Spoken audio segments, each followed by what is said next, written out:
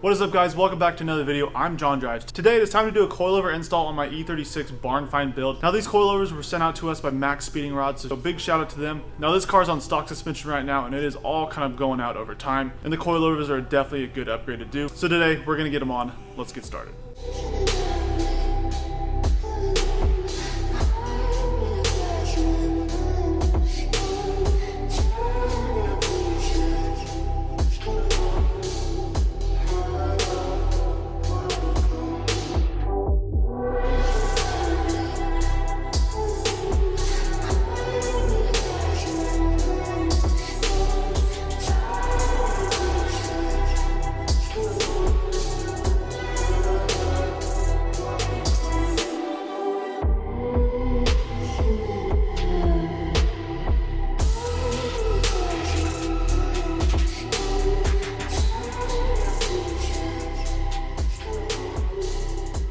Well, I got the car up in the air, got the hood popped, and now the first thing I'm going to do is go ahead in here to the old stock suspension. I'm going to take off this 18mm bolt here. There's a nut on the back. That 18, along with there's two on each side, one 18 here and another on the other side. Once I have those three out, then I'll be able to go ahead and take out the top three, which are located on the top inside the engine bay right here. These are three, I believe they're 13mm. Once those are out, the entire shock should come out. You might need to slide out your brake lines and your speed sensors in the front. I have brand new stainless steel lines, so I'm just going to scoot that to the side and we'll be set. Oh my.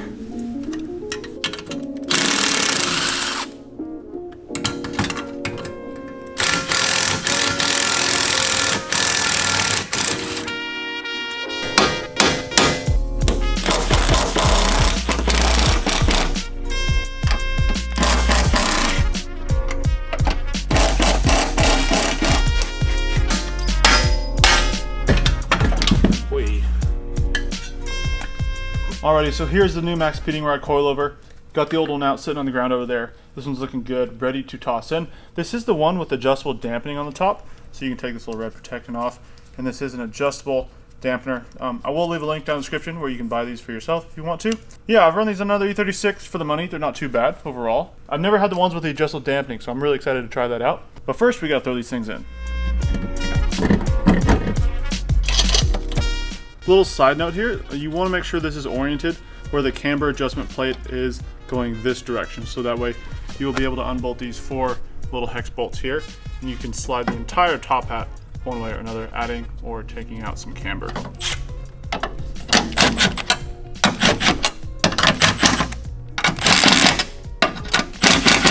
Just like before, I'm going to go ahead and reinstall it the same way it came out. Had a little trouble getting this bolt out just because it's a little bit rusted. I see I need to replace some joints, but that will come for a later day. So what I had to do here is the lower control arm joint in there is so old, it's just so stuck. I wasn't actually able to lift it up by myself. So I got the jack, got it on the ground. That way I can kind of lift the whole assembly up into the place where I need it on the coilover. I actually lowered the coilover a little bit, so I will have to adjust the adjustability whenever we get it all fully installed. Just need to get all bolted up on all four corners, sit it on the ground and see where we sit.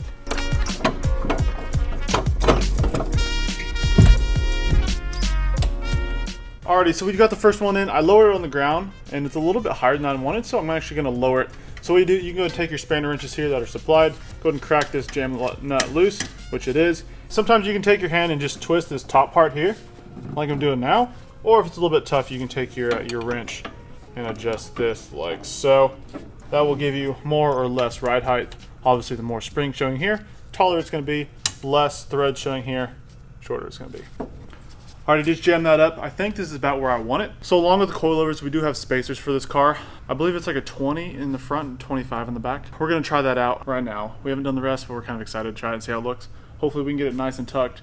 Nothing too crazy because I still want it drivable, but just enough where it's going to look nice. Alright, so here are the spacers right here. These are just eBays. Nothing really special about these. I'll go ahead and leave a link down in the description if you're trying to pick some up. I run these same ones on my white Drift E36. They do come with longer lug bolts, which is a necessity. Don't run big spacers with short lug bolts or you won't have enough threads into holding your wheel on. Just go ahead and toss the 20s on the front, which is, I think it's this one.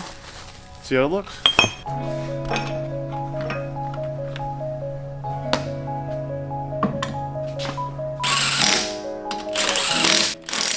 Alright, just gonna test it out. Let's go and lower it down and see how it looks. It's looking really promising. I'm excited to see it.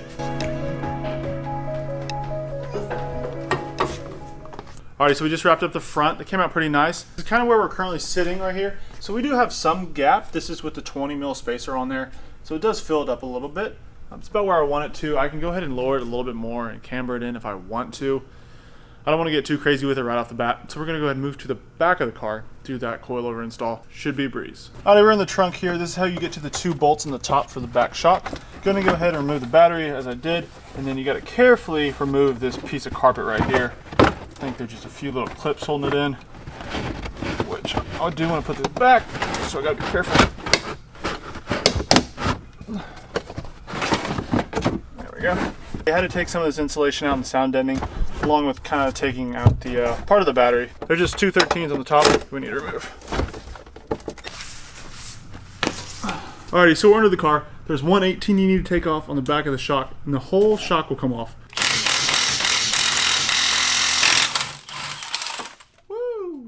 All right, now it's time to get the old spring out. Really simple. Put your foot on here. Maybe have a buddy do it. Start pressing down and then pull it out. You gotta be kind of safe about it though. All right, Andy, I need your help. Taking a look here at the old spring versus the new spring. I do want to swap over these rubber little top hat deals onto the new ones. So right here is about how the spring should look.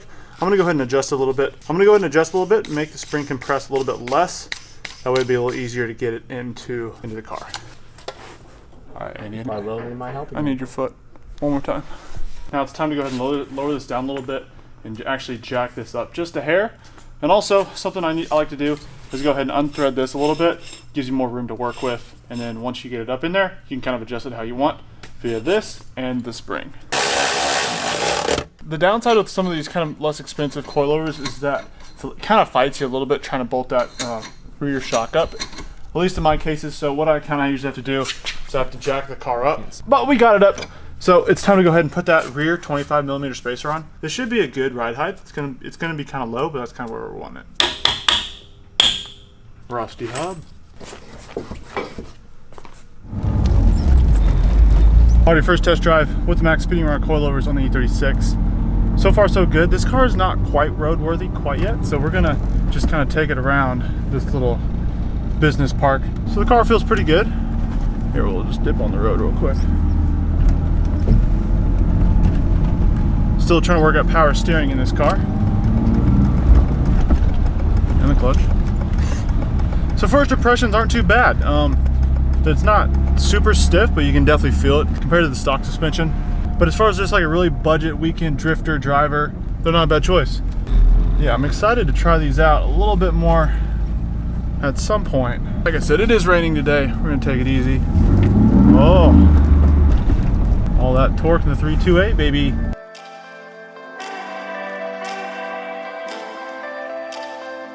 Alrighty, so my first impressions on the MaXpeedingRod coilovers. These coilovers are great if you're looking for just something really budget that can just get your car lower, or if you just have a cheap project or a budget build, or if you just have like a weekend project car. These will suffice for sure. Now, I definitely don't want to be misleading. If you do have something more performance oriented, it is better to maybe spend the money, go a different route.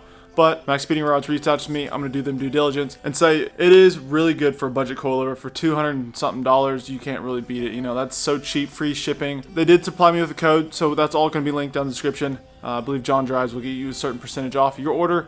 Their website's down there if you want to check them out for your E36. I did run their coilovers on my white E36 for the longest time. And like I said, starting out, budget coilover, pretty decent. I would definitely go for it. Like I said, I ran theirs for a while. Big thank you to MaXpeedingRods for sending out the coilovers for me to try out on the barn find build. If you haven't seen the other episodes, make sure to check those out here, the barn find build. If you use the MaXpeedingRod links down in the description, they do ship out from the United States, free shipping. They'll get out to you pretty quickly. I just wanted to leave you guys with that. I'll have more thoughts and reviews later down the road once I get to experience them a little bit more. Still got some work to do on the barn find to get it completely roadworthy, but it's definitely going in the right direction. I got some other projects I'm kind of trying to balance right now as well. So if this helped you out at all, make sure to hit the thumbs up and subscribe. Got a lot of builds on the channel. Thank you guys so much for watching. Catch you guys in the next one.